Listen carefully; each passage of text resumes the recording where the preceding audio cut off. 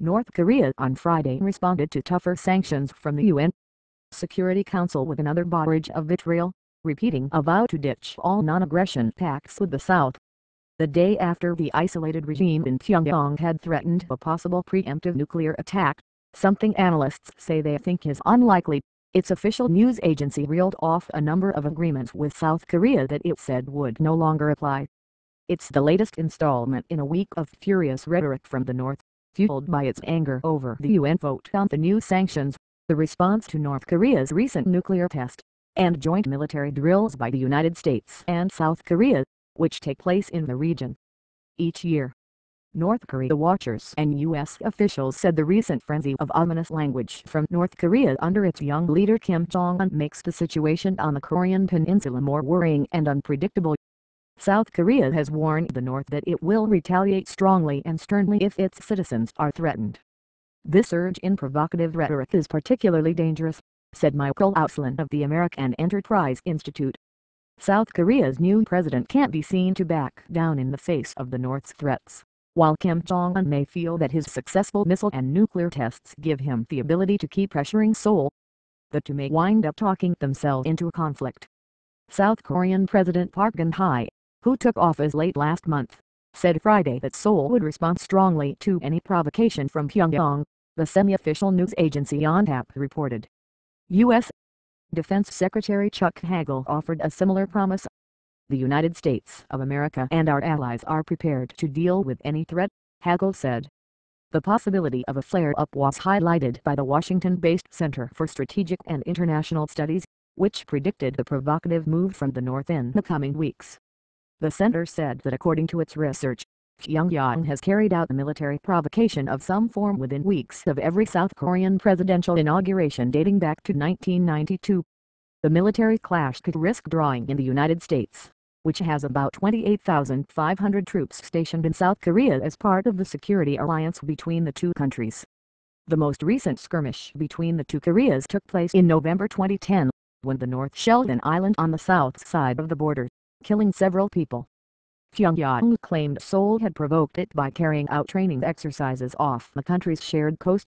The United States is using satellites, radar and aircraft near the Korean peninsula in its recently stepped-up surveillance of North Korea, U.S. military sources said. So far, though, there are no signs of unusual military moves by North Korean forces, according to the same U.S. military officials. The week of strong threats, the North's comments on Friday reiterated statements it had made earlier this week promising to abolish the armistice agreement that stopped the Korean War in 1953 and threatening strikes on the United States and South Korea, claiming its enemies are hell-bent on confrontation and war fever.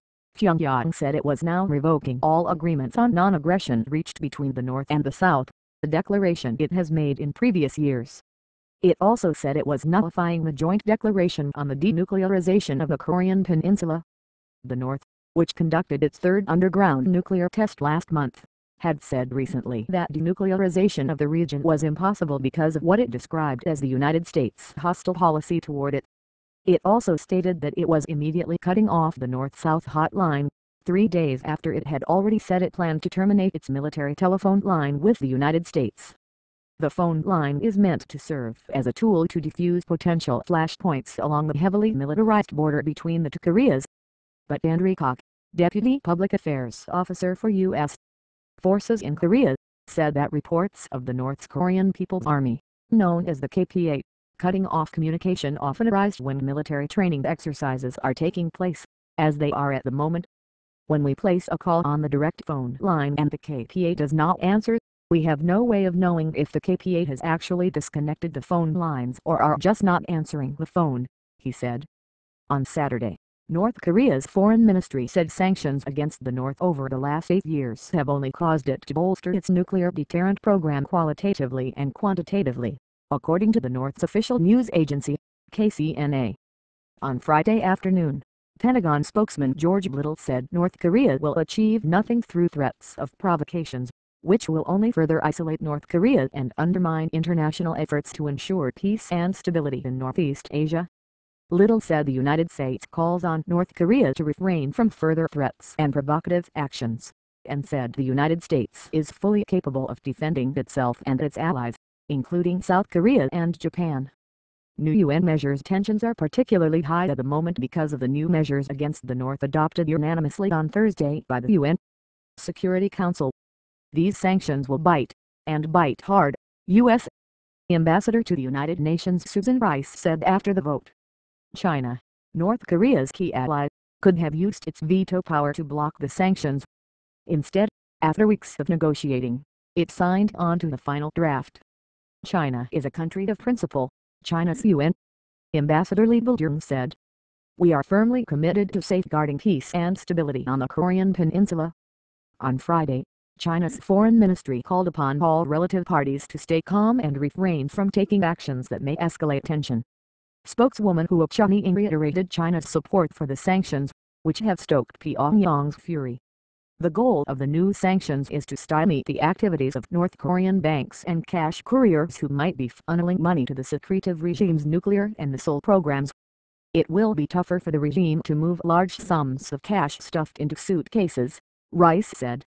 The UN resolution also outlines measures to step up scrutiny of suspicious sea shipments and air cargo, and it expands restrictions to encompass several institutions and senior officials in the North's weapons industry, as well as a range of materials and technology known to be used in uranium enrichment. It also blocks the sale of luxury goods, such as yachts and certain high-end jewelry, to North Korea. As a result, North Korea's ruling elite, who have been living large while impoverishing their people, will pay a price for the ongoing nuclear activities, Rice said. Questions over sanctions' effectiveness. Some doubt whether the new measures will make much difference. Sanctions imposed after previous nuclear tests and rocket launches have failed to deter Pyongyang. China will go a long way toward determining whether the new sanctions really do have bite, analysts say. As long as China allows North Korea to operate, as long as China provides food, energy assistance and investment, the sanctions really don't matter, said Doug Bandow of the Cato Institute. North Korea notoriously allows many of its people to live in malnutrition and starvation. Still, the country needs a functioning economy, partly to finance its military, Bandow said. U.S. State Department spokeswoman Victoria Nuland said the United States is committed to taking action to compel North Korea to alter its approach. We're going to continue to increase the pressure if they don't make the right choice, Nuland said.